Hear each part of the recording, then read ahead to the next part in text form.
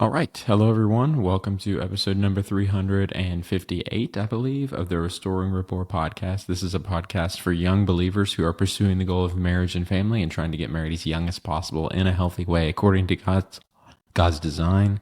I'm your host, Seth Hensley. I come on twice a week, every week on Thursday and Sunday to discuss not only the benefits of getting married young, but I attempt to equip and encourage you in your pursuit of that goal.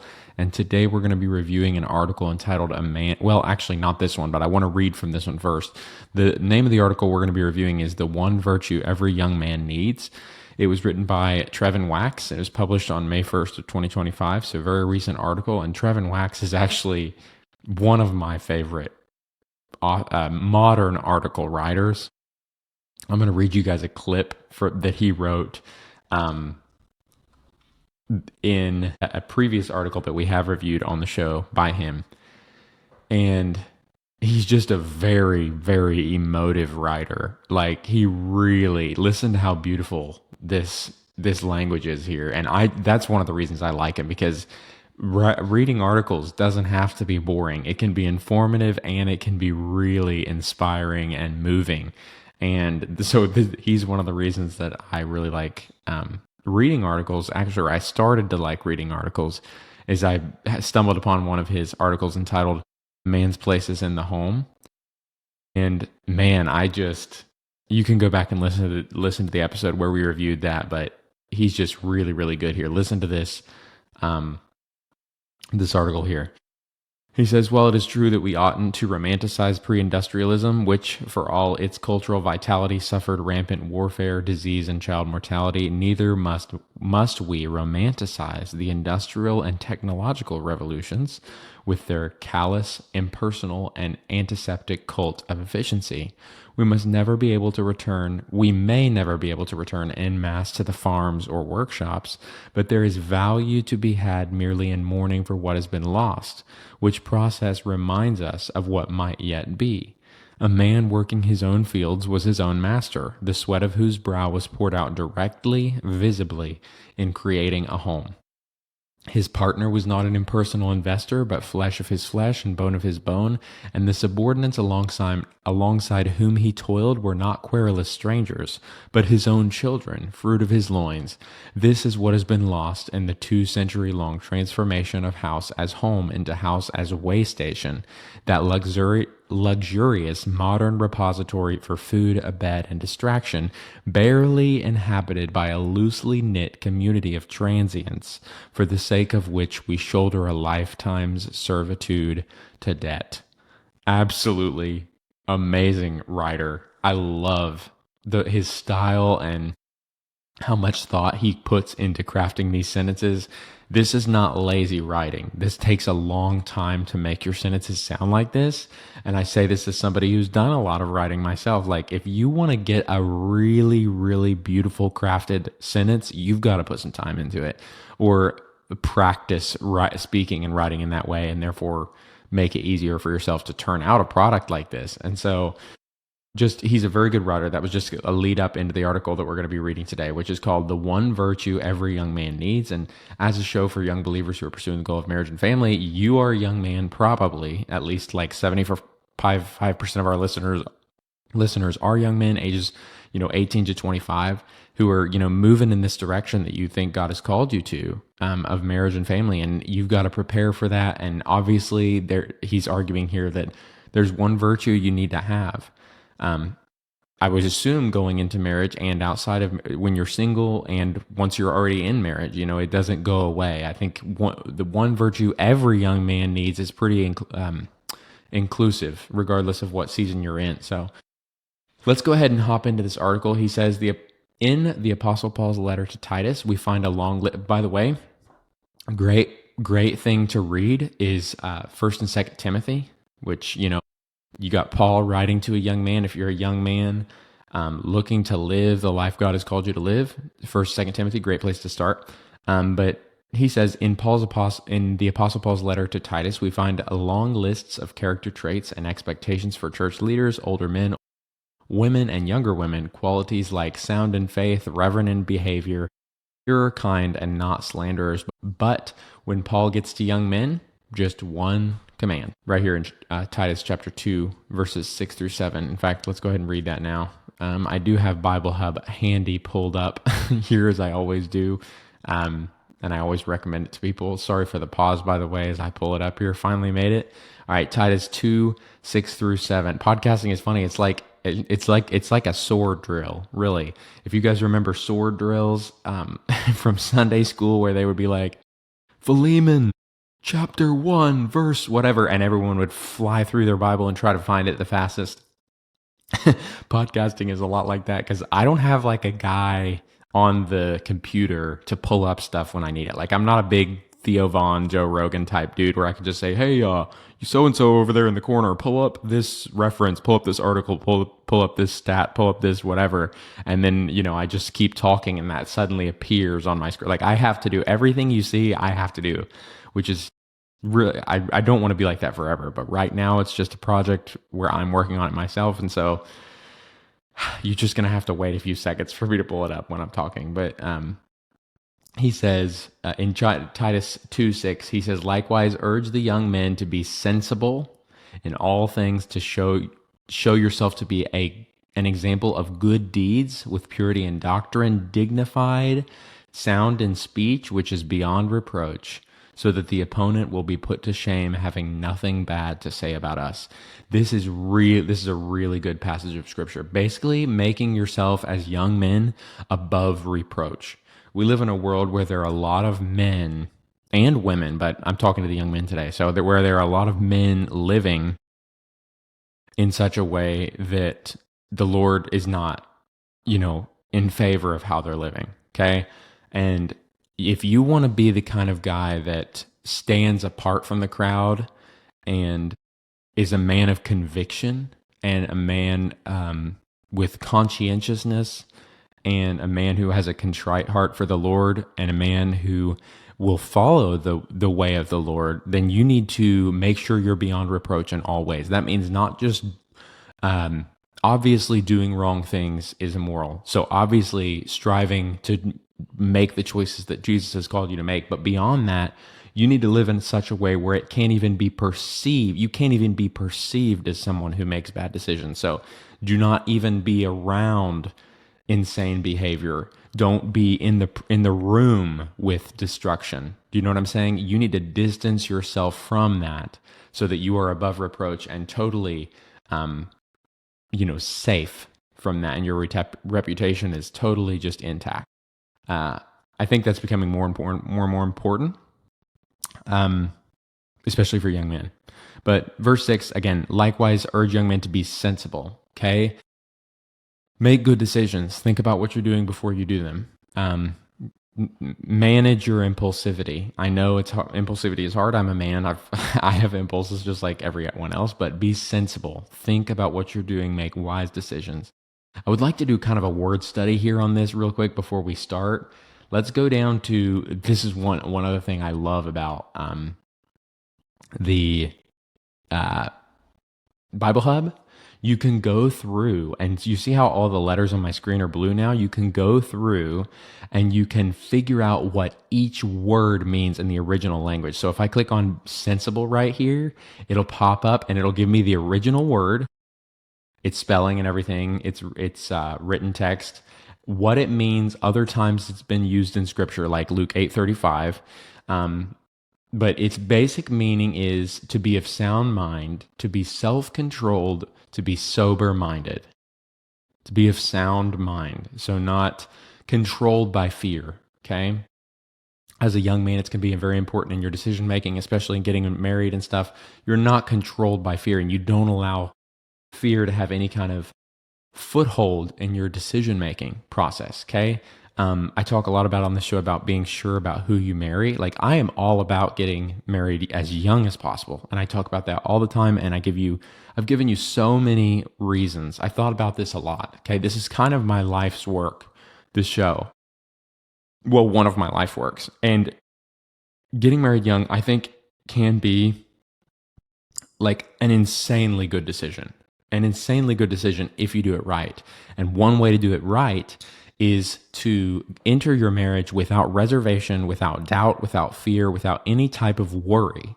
And the only way to do that is to have a partner who makes her stance and her posture towards you and your relationship very crystal clear. And I promise you, I have been blessed enough to have a wife where I am confident in her ability to stick around for the rest of her life. I'm confident in her attraction to me. I'm confident in her desire for children and a healthy family. I'm confident in her relationship with the Lord and her conviction. And so, if you can enter a marriage with somebody like that, somebody who you can be confident in, somebody who you can have a sound mind with, that's a wonderful place to be. He also says being self-controlled. This word sophroneo, I believe is how you say it. I hope I'm not saying it wrong. It's it's sophroneo. Sorry, no, sophroneo. Yeah, sophroneo. I said it right the first time. Huge. The original Greek word sophroneo here, it's the Strong's 4993 if you want to look it up and read it yourself, but it means to be self-controlled. But the fruit of the Spirit is love, joy, peace, patience, kindness, goodness, gentleness, faithfulness, and self-control. Against such things there is no law. Paul talks about self-control being a fruit of the Spirit. So a fruit of the Spirit is something that is produced in your life by the workings of God in you, by the workings of the Spirit in you, and self-control is one of those things. So basically, not doing everything that you are impulsed to do, not doing things that you have impulses or selfish desires for, okay? Having control of yourself. Don't let other people control you. In the last episode, we talked about basically making sure you respond appropriately as a peacemaker, according to the words of Jesus in Matthew 5 and the Beatitudes, no matter how other people act, even if other people are being insane, even if other people are being accusatory, if that are words, even if other people are being aggressive, even if other people are being, pretentious, proud, arrogant, haughty, rude, it's your job to respond in the way that Christ has called you to respond in, no matter what they do. Even if you don't feel like responding in the way Christ has called you to respond, self-control means you get to decide what you do. Personal responsibility, okay? Be in control of yourself. And then to be sober-minded is the last thing that this word can mean. What's the word? I think when I think of being sober-minded, let me know what you guys think of this, but I think of being in a state of mind where you're not, drunk by medicating yourself with laughter and ignoring problems that exist, okay? Sober-mindedness to me means like your decision-making is intact and you're not going to ignore hard things of life and self-medicate to the point where you don't feel the weight of those things anymore, okay? A lot of people I see running from difficulties, running from challenges, running from heartbreak, running from, just hard things in life, running from, their disappointments and all of this stuff. They're trying to drown those in any sort of entertainment, any sort of humor, and any sort of mirth. You can't just ignore all of the problems in your life by, being so frivolous and what's the word that I'm looking for? Goofy and trying to make yourself laugh all the time. I think all that's great. Jesus says that Jesus was anointed with the oil of joy in Scripture. It's great to be joyful, but being joyful is one thing, and just laughing all the time and ignoring the problems in your life is another thing. So that's what I think it means to be sober-minded, to be aware of the things that need fixed, not to self-medicate and push those things away from yourself, but to actually feel the weight of those things and make good decisions. That's what I think being sober-minded means. But that's what Paul says in Titus 2:6-7. He says that Paul has no list, no elaboration. That one rule will do. Why the emphasis? Perhaps it's because self-control is a foundational virtue, especially for young men. This trait rises to the top. Without self-control, you won't get far in the Christian life. His next subheading is priority of self-control. This isn't just a theme in Titus. Paul, when speaking before Governor Felix, sums up the gospel as involving righteousness, self-control, and the judgment to come in Acts 24:25. Self-control makes it into a gospel presentation. It's also a fruit of the Spirit coming to right here in Galatians 5, but no less essential than the love that starts the list. So self-control is the last one I believe that Paul lists there. But in fact, let's look and see if I'm just curious if the same word that's used in Titus 2 for self-control is the word in Galatians that Paul uses to describe a fruit of the Spirit, because there's the Greek language and the Hebrew language, just everything in your Bible is so much more deep than the English language. They have many different words for the same, what we would only have one word for. And so I'm curious to see, where is the exact verse where Paul discusses, this is the Bible. I want the Strong's NASB, Galatians 5. Let's see. And then let's search self-control. And it should be the second one here. Against such things there are no law. Yes, that's it. So let's click on this, self-control. No, it's a different word. It's akrateia. It just means self-control or temperance, which is, self-mastery, self-restraint, self-control, continence. But basically it means the same thing. Sober-minded was in the other word that we just studied on self-control, but very, very similar word, okay? Hungarian linguist Zoltán György draws a connection between self-control and love. Love is tied to self-control, he says, because self-control is like a spiritual muscle, a foundational virtue that underpins other virtuous behaviors. You can't become a loving person without self-control, because caring for someone else will always cost you something. I agree with that. True love is hard work because it requires you to push against the inertia of laziness, of just going with the flow. Love requires you to structure your life around willing the good of another. You will not become a person who makes the costly, selfless decisions required by love unless you can master and overcome the selfish impulses most likely holding you back. He used that word impulses for the first time in this article, and that's something that I've said over and over in this podcast so far. It's just, you've got to be, as a young man, you've got to be able to handle your impulses. And I don't just mean that in the impulse is a very dangerous thing. I'm sure you all know this. Just to give you a couple stories from my childhood, when I was your age, I would think I was like 19. I was doing parkour once on vacation, and nothing against parkour. I love parkour and all that, but I was just jumping around. And I know how to jump safely. I still do. And there's a way to jump and there's a way to fall in a safe way. And you can learn how to do that, and that's fine. And find a safe place to learn it, obviously. This one time I was jumping and I ran and I jumped up on top of this concrete wall. And there was no issue. But then I got this, it wasn't a thought. It was like a curiosity almost.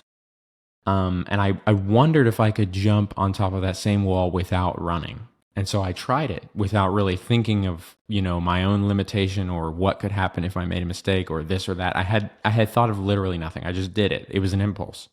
And I ended up stabbing my leg, on the gouging it on the side of this rock. And this rock was really sharp. So it went so deep into my leg that I climbed on top of the wall. Half of me made it up. One leg made it up and the other didn't. And so when I finally climbed on top of the wall, I looked down and I saw my own shin bone. It was really deep in there. I had stabbed myself to the bone. And not just a clean, it wasn't a knife wound, you understand. It was like a rock stabbed me that deep, just the side of a rock. So it was I had to go to the ER and make a tourniquet because obviously I was bleeding a lot. And basically, that's just kind of impulse. I also broke my jaw and knocked some of my permanent teeth out just doing crazy things on concrete and stuff when I was little. And so that's just a very practical example of the impulses that young men need that we have, that are actually designed to kind of push us to our limits and make us stronger and, give us experimentation and basically make us into a better man. Impulse has a purpose, But you've got to have, you've got to be sober-minded enough to use the words of Titus, in Titus, that to know when it's a good idea and when it's not, okay? And you've got to have the self-control to refrain from doing things that you have strong impulses for. And you can see why this would be important when you when you get married, young guys, because like when you get married, you're no longer just responsible for your own safety and health and well-being and emotional, upkeep. You're responsible for your wife's, okay? So every decision you make has the potential to do insane damage to your woman if you're making impulsive decisions, okay? And it's almost like when you get married, you have double the responsibility that you normally have, which is great. Like responsibility, there are a lot of rewards that come with responsibility. There's a lot of intrinsic reward that comes with the addition of responsibility. But you've also got to keep in mind that you also, when you make a mistake, the consequences are more severe because you're hurting someone other than yourself too. Okay. And so I just think that's super important. I think it's kind of common sense. I agree with everything he's saying so far. And again, that's one reason why it's a fruit of the Spirit in Galatians 5. Self-control is the result of God creating a new heart and mind in you, and you renewing your mind and following after the leadership of Christ. Self-control is going to be a fruit produced in your life when you do that. Why then, he says, do we hear so little about this virtue, and why do so many young men today seem deficient in it? Paul wrote to Titus on the island of Crete, where the cultural reputation was one of laziness and gluttony. Not a great combination. Passive when it comes to what's good for you, passionate when it comes to what's harmful. Even today, we live in a culture that treats self-indulgence as a given and self-control as optional. Our economy thrives on our inability to resist certain urges. Social media algorithms are designed to exploit your impulses, to keep you scrolling, swiping, raging, or lusting. Platforms profit from our outrage. Apps monetize our addictions. The world isn't neutral. It's actively working against self-control. That is true. That is true. If you're a consumer of a product, companies don't want you to show restraint when it comes to their product. They don't want you, they're about making more money for their employees and their benefactors and all these people, which is fine to a certain extent as long as greed is not there and things like that. But you have to be aware of that and have self-control again with how you're being a consumer of these products and making sure that you are not, what's the word? Like engaging in harmful behavior for yourself and others. So just be aware of that, He says here that if the young men in Paul's time needed encouragement towards self-control, now how much more is this the case today? We need brothers calling each other to something higher. We need people in our lives who will challenge us to master our appetites, manage our emotions, and steward our time. Without this encouragement, it's all too easy for the energy and intensity of youth to be hijacked, poured into pursuits that have no eternal value. Into this vacuum steps a new generation of secular stoics, self-help gurus who preach self-control in service of the self. So he's going to talk about, those people here. Before we move into that, though, we do have to. I think this is something right here. What I have highlighted on the screen for those of you watching on YouTube is something that young people really do. And if you're listening to the show, you would probably, I would say, hopefully not have fallen into this trap. But I do think there is a trap out there of what's the word? He says that a lot of young people are pouring our energy, investment, and effort, and time and resources into pursuits, quote, that have no eternal value, end quote. So just be aware of what you're investing in. Like make sure you only have a certain number of minutes in every day. We've all know this. We have 80 some thousand seconds, whatever the song is or something. In every single day, you're only going to make so much money in your life. You're only going to, be able to know so many people in your life. And so you just need to manage who's getting your time. Okay. And I believe God has actually commanded you in like books like 2 Timothy specifically, to take care of your own household before you take care of, other things. All right. And so, in fact, I think he even has strong words for people. He even says something like, the man who doesn't take care of his household is worse than an unbeliever. So like you've got to, I think it's even in 2 Timothy 5.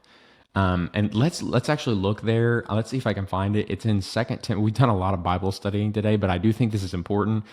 But let's look at this verse here and we'll see kind of what that word for household means. Because I imagine it's going to mean, your family, your direct, the people under your care, your immediate family is how we would say it in today's culture. But right here, but if anyone does not provide for his own, and especially for those of his household, he has denied the faith and is worse than an unbeliever. Let's look at what, and this is something that a lot of people are, what's the word, really not handling correctly, because we have people that are prioritizing their ministry or what they perceive their ministry to be over their family.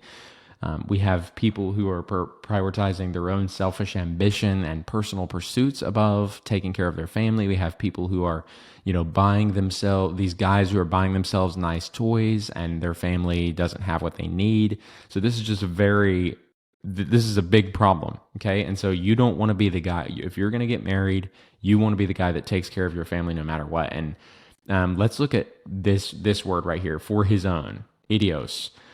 His own, private, personal, or peculiar. It means one's own, belonging to one, private, personal, one's own people, one's own family, home, or property specifically. And then let's look at the other word here, for those in your household. What does that mean? Oikios, in or of the house of. So basically anyone of your own house, anyone in your own house, if you don't take care of your own, then Paul has strong words for you. Okay, so let's just keep that in mind. It's very important to make sure your priorities are in the right order, and you're pouring your effort, time, energy, investment into the things that God has decided need to matter most in your life. And he also goes on here, Trevin Wax says, into this vacuum steps a new generation of secular Stoics, self-help gurus who preach self-control in service of the self. And I do think that self-control in the Bible is in service of other people. So you have self-control, for example, in your marriage in order to to please and protect your wife. That's why you have self-control in your marriage. That would be the scriptural, I think, argument. A generation, he says, of young men are more impressed by Andrew Tate showing off on social media, his commitment to lifting weights on Christmas Day all alone, than by George Bailey in It's a Wonderful Life, the richest man in the world, because of the selfless investments he's made in all the people around him over a lifetime. I do think that if you're pursuing self-control for the sake of yourself and not for the sake of other people, you are going to wake up one day very alone and lonely. Okay, that's not a situation you want to find yourself in. Again, the Bible is always focused on service, picking up your cross and following Jesus, laying down your life for your friends, giving of yourself for your brother. It's all about like self-control, doing hard things for other people, not just to have mastery over yourself. That's a big difference between Christianity and a lot of the like Buddhism, for example, I think has Tongha, I think it's how they say it, the extinguishment of desire. That's their ultimate goal, to get to nirvana, like suppressing yourself for no other reason than to get yourself to nirvana. That's not how Christianity is. Christianity is about self-control for the purpose of the betterment of another person, for the purpose of your relationship with God, not about just suppressing your the evil in your heart for the sake of being in control of yourself. That's a totally different religion, and it's not Christianity. So I do think you need that. Self-control has a purpose. It's not just a pointless virtue.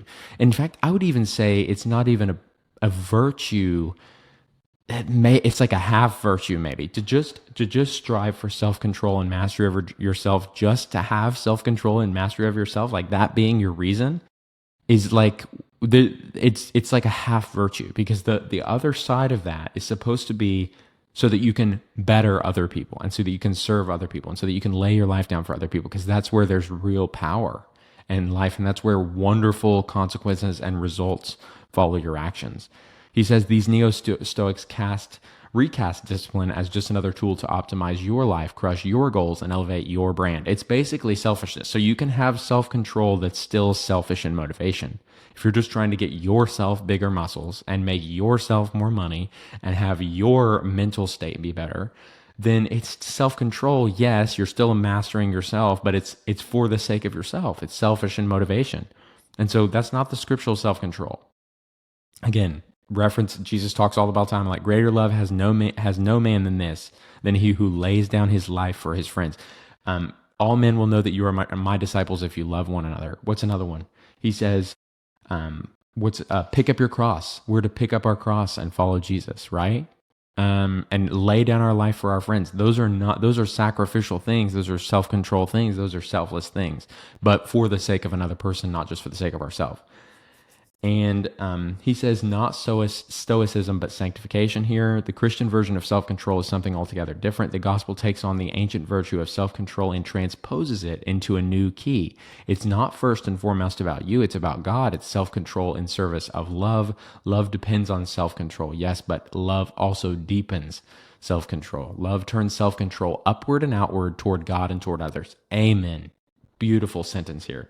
Love paired with self-control turns the self-control, the discipline, outwards and upwards toward God and other people. Beautiful sentence there. Love that. That's really the big point that we're getting at right now. I totally agree with him here. He says it's not about independence of self, but dependence on God. It's not, and I would add other people to that. Like, I think you're called by God to depend on other people. It's not good that man should be alone. God says that. That has some power, man. It's not good that man should be alone. You're made to depend on more than just you, more than just yourself. He says it's not about self-mastery, it's about spirit mastery. It's not about controlling yourself for your own sake. It's about being controlled by Christ for the sake of others. It's yielding to the one who loves you with an everlasting love and who wants now to love others through you. Self-control in service of love is his next subheading. He says, young men who lack self-control are like a flood, powerful, yes, but uncontrolled, destructive, and overwhelming. But young men who learn to control become like a river, power harnessed and directed, life-giving and fruitful. That is a perfect analogy. Perfect. In his quest for self-control, we'll need models, people whose lives are shaped by restraint and grace, men and women who show what it means to live wisely, love sacrificially, and stand firm in a culture of compromise. You won't learn self-control from a manual. You learn it by watching someone who's walked the road ahead of you, and you become that kind of person by the slow, steady work of the Spirit. Absolutely. So the fruit of the Spirit, not the fruit of your own personal endeavors, is love, joy, peace, patience, kindness, goodness, etc. And so you see what Christ did, and by watching what he did, imitation is watching somebody who's a master, watching somebody who's exceptional at something, watching somebody who's incredible. In this case, we're watching the very God of the universe interact in very difficult situations and always choose to respond appropriately, no matter how stressed, anxious, angry, frustrated, sad, disappointed he was feeling. Okay, he had total self-control in every situation and responded appropriately, even in times where it called for a reaction, like when he was flipping tables in the temple. He was always making the good decision, and saying the right thing. To be clear, he says the life we present to the world isn't one of perfection or sinlessness, where we always display the fruit of the Spirit. On the contrary, Paul assumes self-control must be encouraged and exemplified because he knew how easy it would be for us to fail in this area. No, the life we present to the world is the sinless perfection of Jesus Christ, his righteousness counted as ours, so we can be justified, and now our righteousness slowly but surely resembling his as we are sanctified. Yes, great, amen.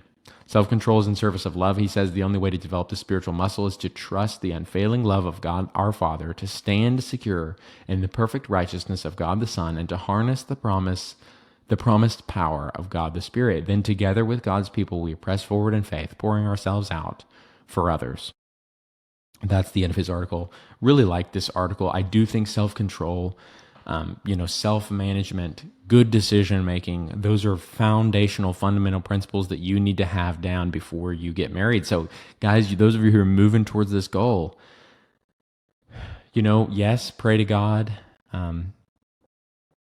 spend time on your relationship with him, read the words of Jesus, watch how Jesus handled certain situations, and allow that fruit of the Spirit, that self-control fruit of the Spirit, to grow within you. Make good decisions. Master your impulses, be very aware of what the outcomes of those, think before you act kind of thing. Your self-control, another highlight, is not just in service of your own personal betterment. It's about laying down your life for other people, to serve other people. It's always other focused. You're laying down your life, you're controlling yourself, not for yourself, not just to be strong or whatever, but to be strong for others, to protect others, to serve others. That's the scriptural narrative and reason for self-control. So just keep that in mind as you move into marriage. And this is something that your wife is really going to appreciate and value and love. And it's going to give her so much goodness if you can get this down. And I know that's what all of you want because you're listening to the show and you're investing in yourself as a future husband. So thank you for doing that.